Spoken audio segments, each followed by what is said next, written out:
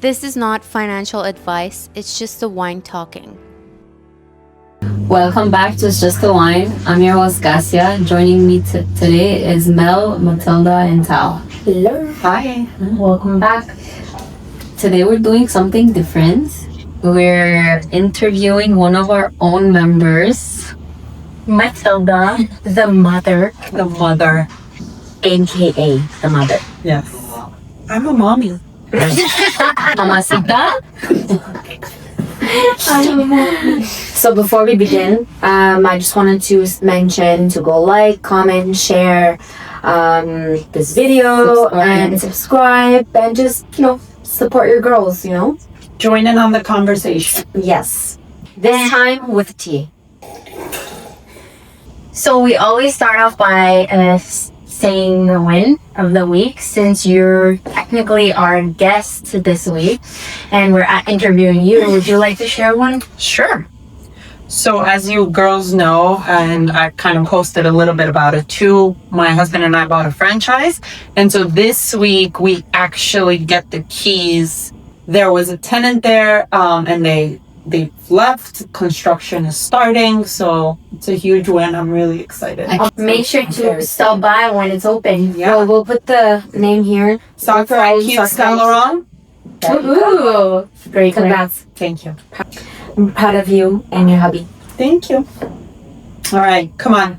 Ask away, girls. What do you want to know? Yeah, I have a lot of questions here, but nothing too personal, just somewhat, we want to see your point of view. Yeah, exactly. And I think that's what we want to do with this, let's call it a series of interviewing each other. We all have different perspectives. We're all in different stages in our lives. So I think it's fun and interesting to see where we all stand. Exactly.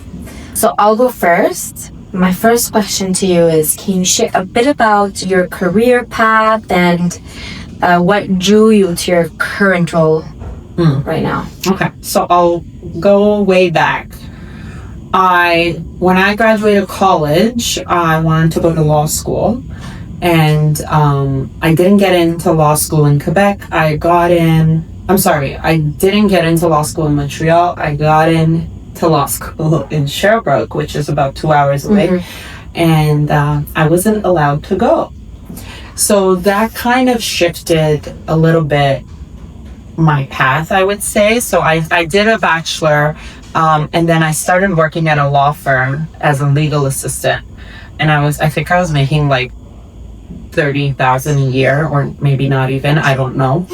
And then about a year after that, I landed a job at Air Canada, which was really huge for me. Like, even to this day, walking into that building, I always felt like, wow, I can't believe I work here. Like, it's a huge Canadian employer. And then I was at Air Canada for about 4 years. I started working at my current role. And I think it's when I started working where I am today that I really mastered negotiation and asking for what I deserve.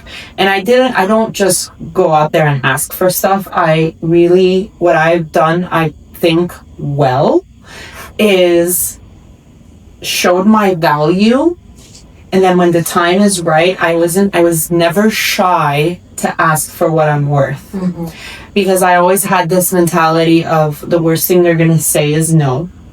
And I promise you the odds are they'll say yes. If what you're asking for makes sense and is in line with the value you bring to the company, I think all you have to do is ask. So my progression at my current role, I've had 3 titles since I've been there, has been really me pushing and asking for more, whether that's more money, more responsibilities, more appropriate title to what I'm doing, because sometimes we start working in a certain role and then our role minded anyway kind of shifts into doing a bunch of other things. So I think it's important to keep that up on your resume, because if your role expands, your title should and your income should also expand according to what you're doing, because that could be a huge just the title, I think, and I'm not here saying chase titles, but for example, for me, paralegal is a paralegal, and there's a certain ceiling and a cap to what you can do and make.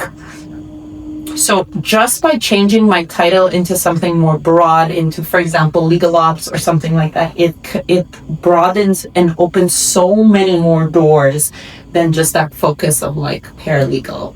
I completely agree with you, and I feel like a lot of people don't necessarily feel like they should ask for a title change, which is important. Honestly, when you're getting a job or trying to find a new job, they do look at your title. They don't look at your salary. Yeah. And sometimes when you're in a specific role, you get added on multiple things that isn't based on your role. And sometimes you should ask for that specific title because you're doing way more than you should. Yeah. I find people could be intimidated by Asking. Yeah, or people don't know their worth. Like a lot of people don't actually know their worth, and they're just shy. I think that's more of an internal, personal exercise that someone needs to do, because it's important, and you need to be confident when you're asking for something. You need to believe that you deserve it, because if you're like shaking, then they'll hear that. And so if you ask for something and it's in line with your worth, I can almost guarantee that you will get it. But one thing that I think that corporate companies should also do, I mean, I'm sure they do, but they do evaluations every year. Yeah. Right? So that kind of opens doors for the employee to kind of, judge themselves, their work, their values, and like that they give them a raise, no? Yeah. If you don't ask, 100% it's no. Mm-hmm. But if you do ask, there is a chance, and if you ask for what you truly are worth, then if you're in a place that values their employees, if you're in a place that has a good culture, then I promise, okay, I'm not going to promise, but I can almost promise that you'll get it. So that's kind of been my trajectory, and I only got the confidence to ask for what I deserve much later in my career. But it's a bit of internal work too. Yeah. Okay, next question. So how do you balance being a mom while working in a demanding corporate environment? So balance, I don't know. It's a funny word. I don't know if I balance. Or just go with the flow. It's not so much go with the flow. I don't focus so much on balancing, because there's some days that I feel like I did a great job at both, and there's some days that I feel like I, maybe have guilt for, not being so present with my kids, or maybe I feel some guilt because I didn't put in the amount of hours that I wanted to put in for work today. So balance is a funny word. What I try to do is I try to prioritize what I need to do that day. So for example, if I know that my son has a soccer practice on a given day, and I know that I need to kind of log off a little bit early, then the day before or the night before, I put in the extra time to like make up for that. Okay. So every day is different. Every day I give a little bit more to one or the other. There's not a chance that you could give 100% to both every single day. There's no right or wrong answer. But I also believe working at home plays a huge part. Oh. If somebody has to go, especially in like big positions like you are in, some people must go to the office, and that would be so hard to juggle between picking up kids, doing the work that you're supposed to do, be stuck in traffic. So playing working from home plays a huge part. It's a huge part, because there's so much saves time. Yeah, time. And it always comes back to time. Mm-hmm. And for me, I have a lot of help from my mom. I have a lot of help, like I have a very present partner who like steps up to what he needs to do to help me. So I take all the help that I can get. I'm not the mom that says, no, I want to do it myself. I will take all the help that I can get, because I do need help and everybody needs help. So it just depends of the day. Some days I'm more present at work and then I feel guilty that I didn't spend as much time with my kids, and then vice versa on another day. So it really depends what's going on that day. If I have something important to do at work, then that needs to be prioritized. So balance, it's not a perfect balance, I would say, but Okay. it's prioritized. Prioritize is the word. Yeah. So next question is, what values do you hope to pass down to your kids when it comes to money and career? So I think what I want my kids to know is that money is a tool and that they can use it. I don't want them to think of money as this thing that they're afraid of, that they need to keep forever. Like, I don't want that idea of money. I want them to really use money for what it is, which is a tool. And then career-wise, I want them to this would be my dream for them, is for them to figure out what they're good at, figure out what they love, and if those two things coincide, then what more could anyone ask for? And I love that. And I would love for them to just focus on that. I don't want them chasing titles. I want them to just focus on what they love. I want them to chase purpose and freedom, and I want them to just be happy to do what they love. You know, it took my husband, he's 36, it took him 36 years to finally do what he loves. And I just don't want it to take that long for them. And it's not long, he's still young, like, we're not old. Elon Musk was like 50 years old when he's, became who he is. So age is just a number. Yes, and it's not so much about becoming someone or whatever. Yeah. For me, it's more about using the skill that you're good at and then combining that with something that you love. And if you have those two things in one place, then you're unstoppable. But I agree with you, because when you do something you love, you'll always do it. Like, there's actually this author who obviously writes books, but he doesn't look at it to become successful. He just does it because he's really good at it, and then he is successful because of it. Yeah. So when you do love something, it automatically becomes a part of who you are, and you just do it because you love it. But I also believe that staying disciplined is important too, because I love working out, but some days I don't feel like it. But I still have to do it because I have a certain goal, right? So staying disciplined is a huge value that should be passed on too, which I think you would pass it on. There was that TikTok. What did she say?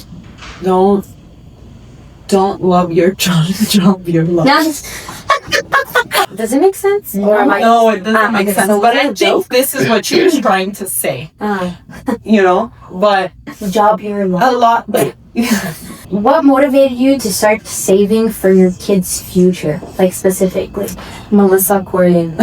no, I mean she helped me a lot and taught me a lot. But what motivated me was honestly my son's birth, because before that I was just living life.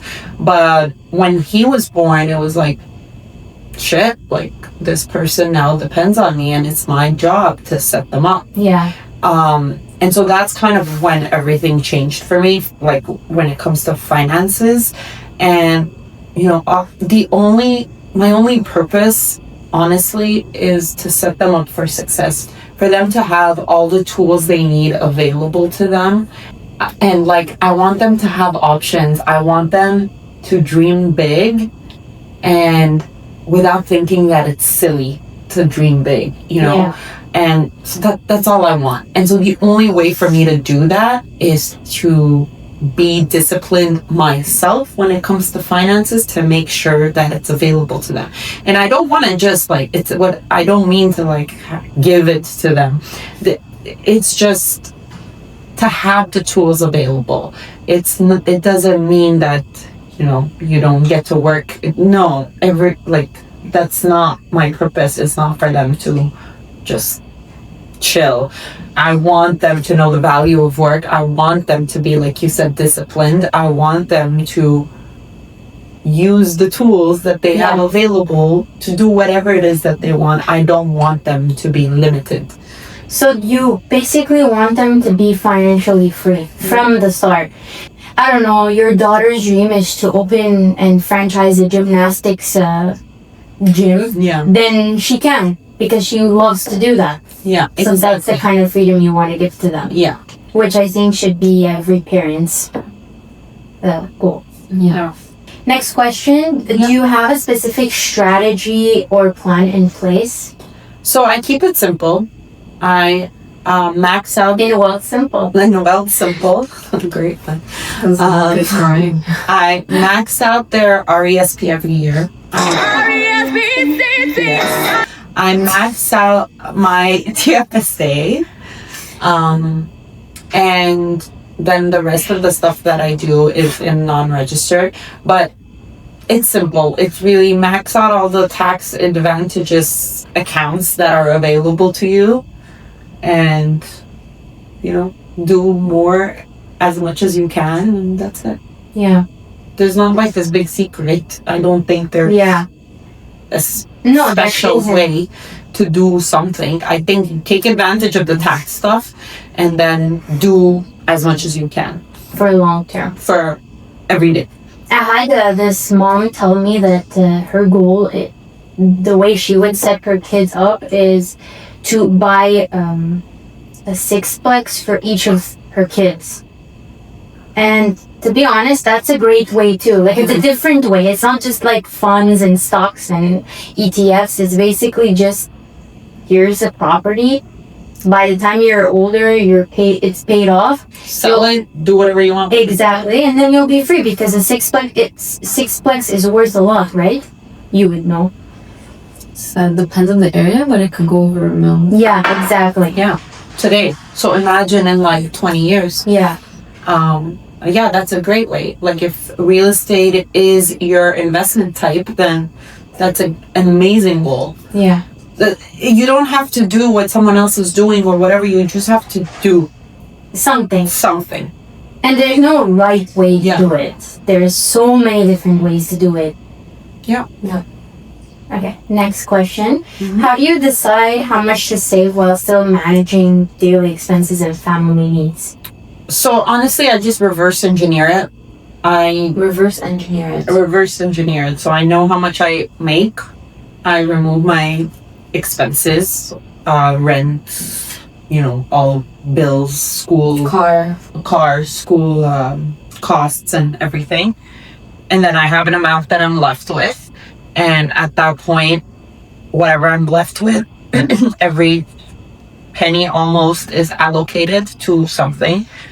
Whether it's saving for them, whether it's, saving for me, whether it's whatever it is. Saving for a vacation or whatever it is that I'm... For the business. For the business, that's right. And that's it. So sometimes, there's different... September's a really expensive month for me because it's both my parents' birthdays and, it's the first week of school. So, you get extra stuff for the kids, blah, blah, blah. And then December comes. Yeah. So every month is different.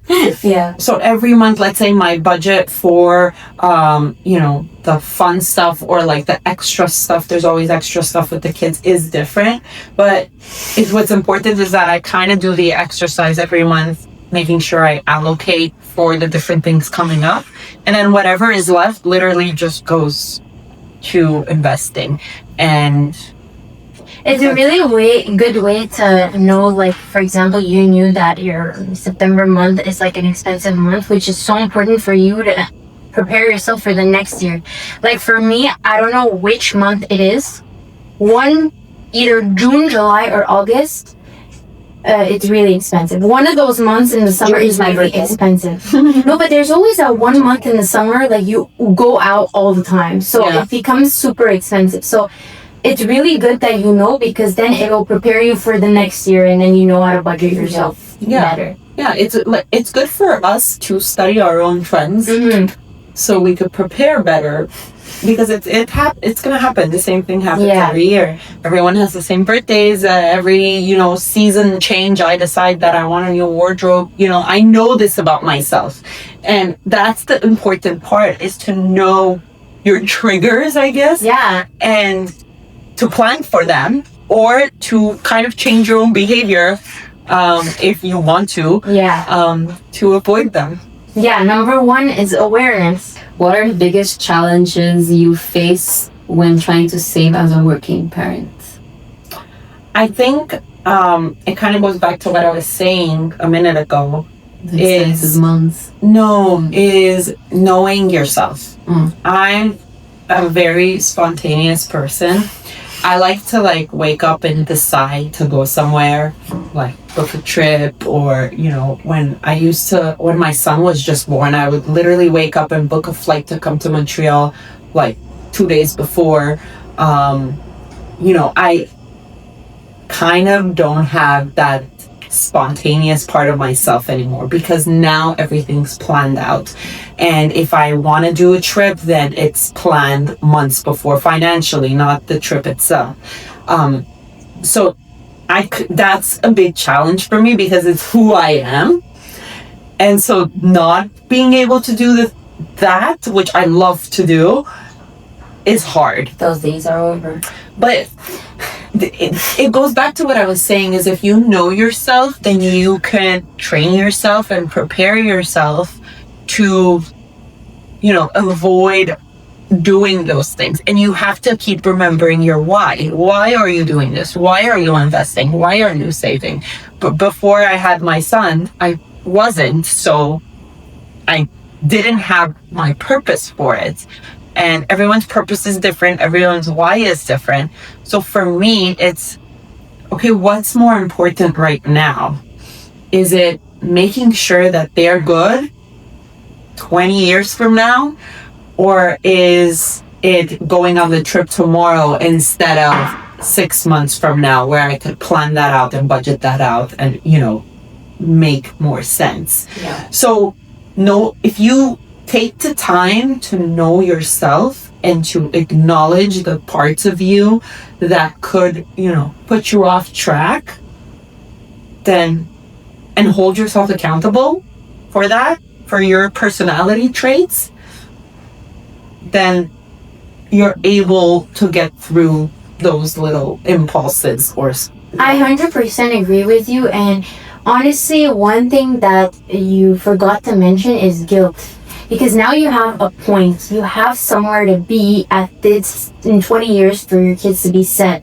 So for you to take that extra, spontaneous vacation that's going to cost you $10,000, that could avoid or postpone your plans, the guilt that comes with it is a feeling that you don't want to have. Mm-hmm. And I feel like that's a very important point, because if you have a goal and something happens and you just off track, the guilt is a feeling that's true.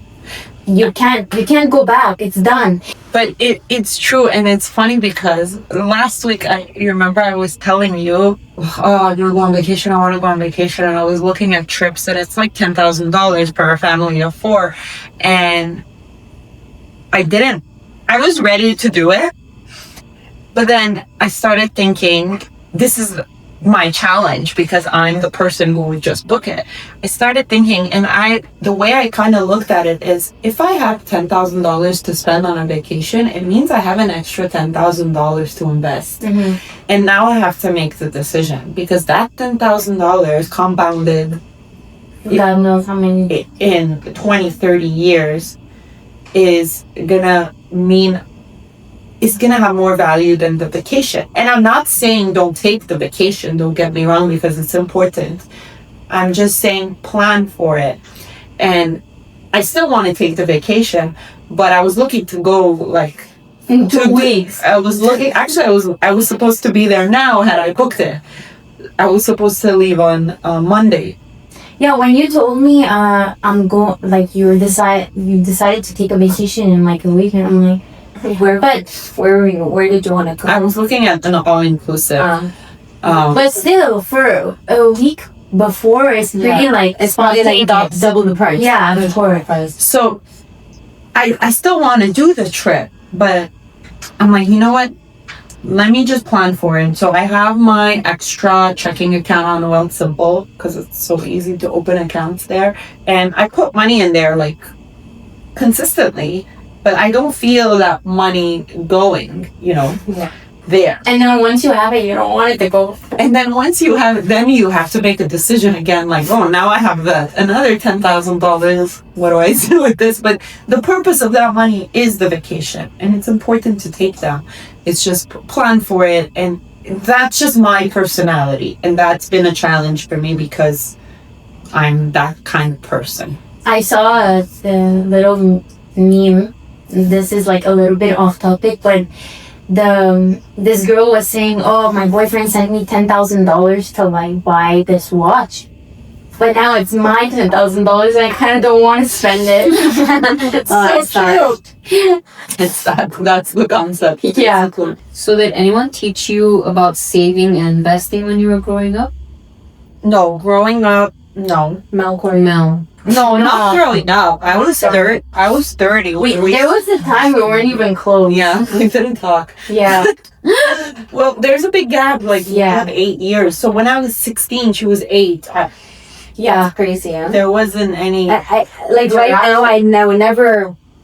Yeah, You but guys look like you're the same age. yeah, we're not taught any of these things in school, and like my parents always worked hard, but like we didn't really have money conversations. So no. But would you make it a conversation with your kids? So it is a conversation with my kids. I talk about money very openly with especially my son. He's 4 years old. He knows the concept of money. He knows the concept of saving. He knows, what money is for, and he knows that if he, keeps it today, that he could do something bigger tomorrow. And so, I mean, at this age, I think that's the extent to what I can do. But I do want to, have him.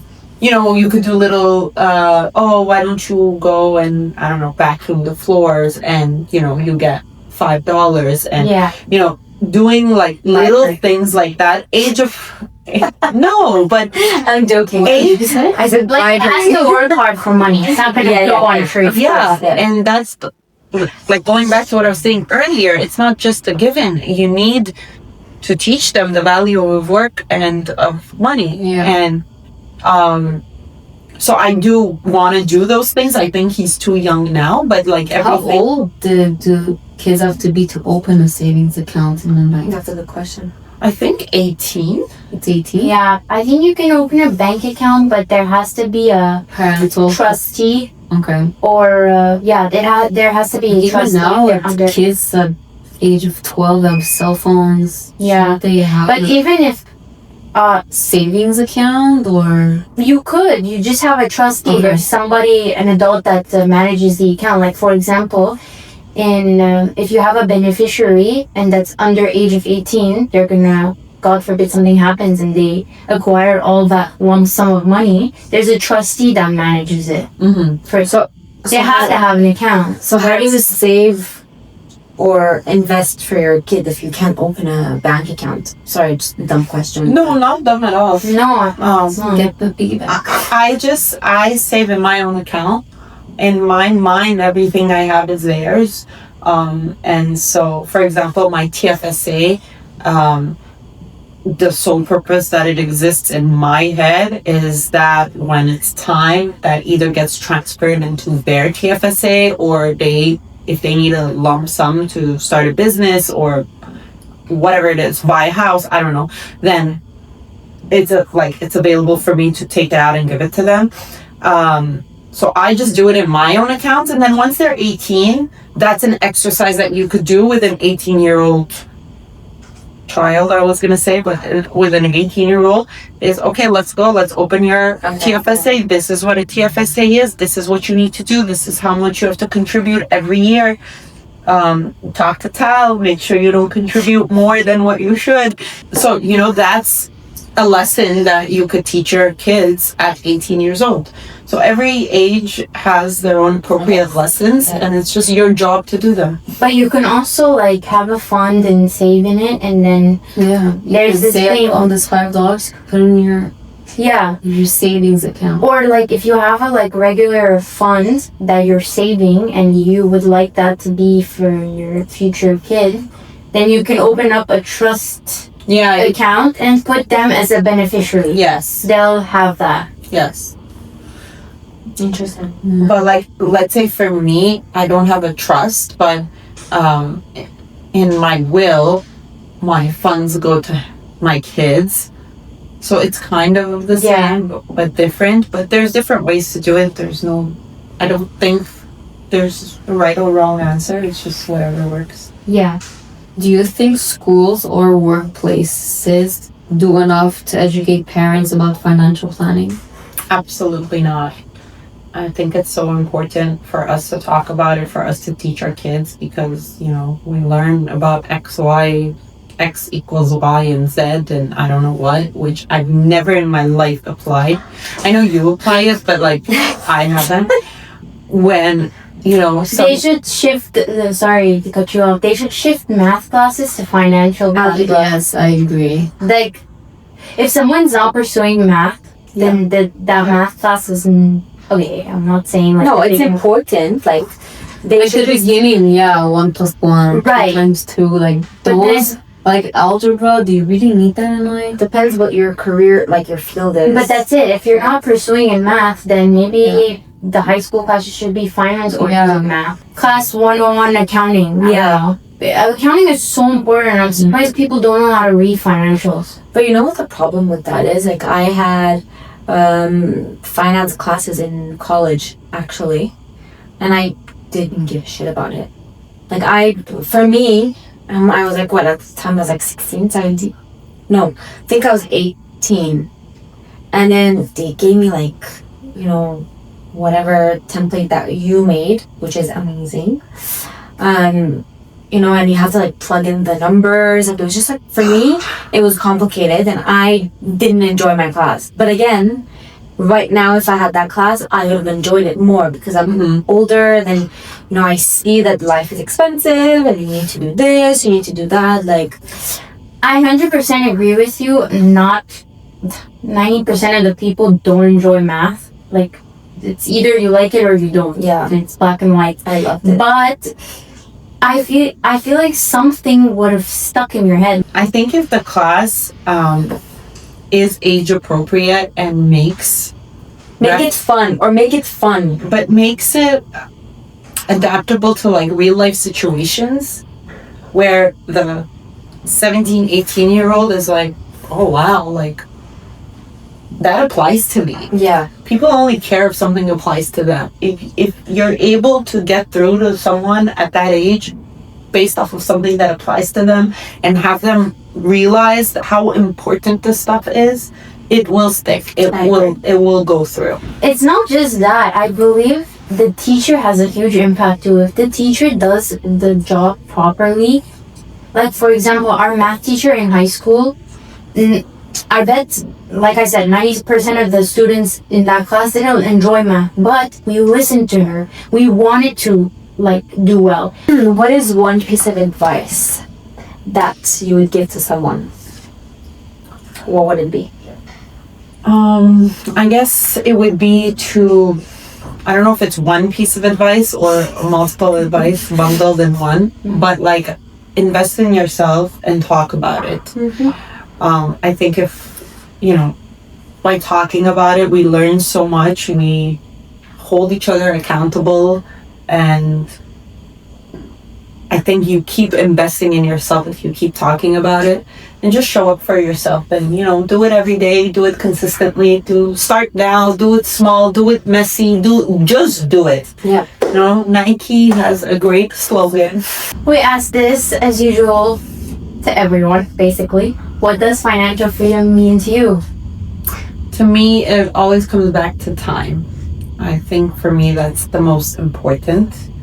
For me, it's not about, the big house, the nice car, or the clothes, or whatever it is.